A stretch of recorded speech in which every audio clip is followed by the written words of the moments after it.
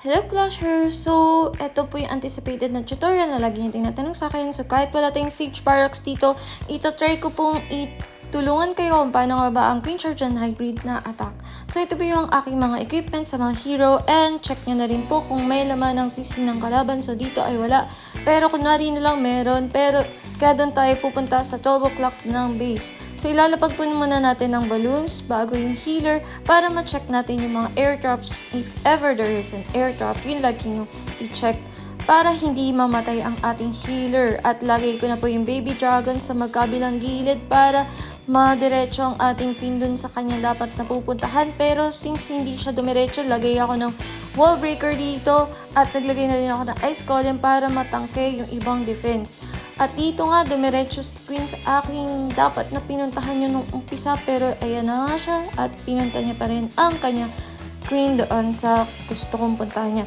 So dito, dapat lagi nyo i-check yung time ng ating pag-attack. Kasi laging nagkakaroon ng time fail pagka uma-attack ng Queen Charge kasi hindi nyo na napapansin ang time. So lagi nyo tandaan, kahit hindi ako pro, lagi nyo tandaan na i-check ang time lagi para maiwasan nyo yung time fail. So nakuha ko na yung EA dito at pwede na natin ilapag sa gilid ng ating 3 o'clock base, si King at yung SB. So, dito medyo mapaaga yung headhunter ko pero okay lang. Nag-rage na rin ako para ma-maintain natin ang life ni Queen. At, ayan po. So, check nyo na rin. Pwede nyo ilapag yung miners natin at yung hugs para makatulong siya pag clean up and destroy ng mga defense. Kasi magkakaroon tayo ng time fill pagka nilapag ko to ng medyo late. So, ayun po, nilagay ko na po ang ating RC sa bandang 3 o'clock na rin ng base. At lagay nyo lang po yung mga heals sa mga anticipated places na pupuntahan ng ating miners at hugs.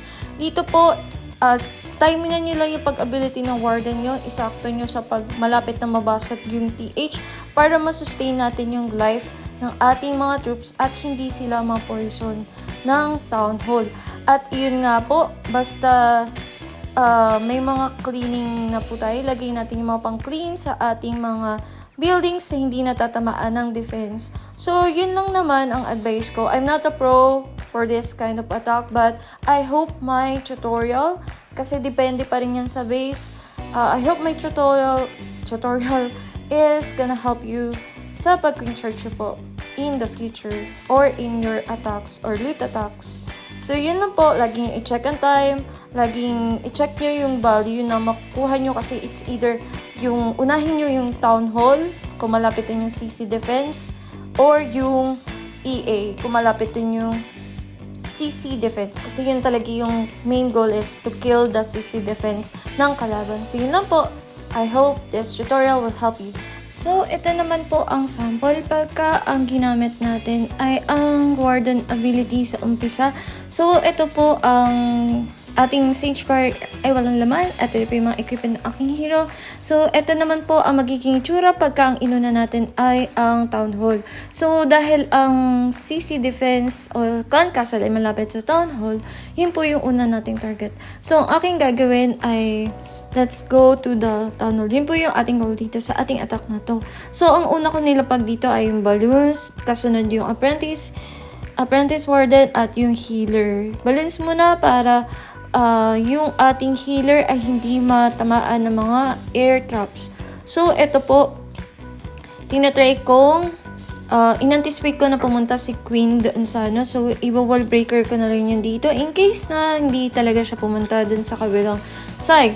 Pero since nahugot ang ating Queen ng King ng kalaban, di na punta tayo dito sa gusto ko talagang puntahan niya, yung Town Hall. So, swerte tayo dito sa attack na to kasi ang hero ng kalaban ay tayo yung nag-guide papunta dun sa tamang daan na gusto kong daanin niya. So, ito po, in-rage ko na yung ating Queen dito para hindi tayo mahirapan. At ayan, pinoison ko yung ating CC defense ng kalaban para matulungan ang ating queen. Nilapag ko yung Sage Parrot at yung king. Pero dapat talaga unahin muna dito ay yung king bago yung Sage Parrots. Tapos, dito banda, babasagin ko lang tong bomb tower and then ilalapag ko na yung mga miners at yung hogs dito sa side din na malapit sa Sage Barracks. So, dito nilapag ko na yung ating mga miners at mga hogs. So, medyo maaga-aga yung ability ng aking warden dito. Medyo napaaga, pero okay lang naman. So, dito, i-guide nyo lang yung heal nyo, i-check nyo, i-anticipate nyo kung saan pupunta yung inyong mga troops. At, ayun nga, medyo naligaw-ligaw na ako dito kasi nga, medyo napunta pala dun sa Jedi ang mga troops natin, pero okay lang kasi may ability pa ang ating queen at ang ating RC. So, hindi ko muna ginagamit yung ability ng RC natin dito para pagka napunta tayo dun sa single IT ay meron pa rin tayong mga backup na Hogs Puppet. Hogs Puppet po pala yung equipment ng aking RC dito. So, ang king ko naman ay ang ability niya ay ang Gauntlet ba? At Earthquake. So, yun po ang gamit ng aking king here. At yung aking queen naman ay Frozen Arrow at Invisible. So, ayun lang po. Ito naman po yung isa sample para sa Queen Charge and Hybrid Attack. Sana makatulong din itong. See you lang po. Happy clashing! Happy looting! Bye-bye!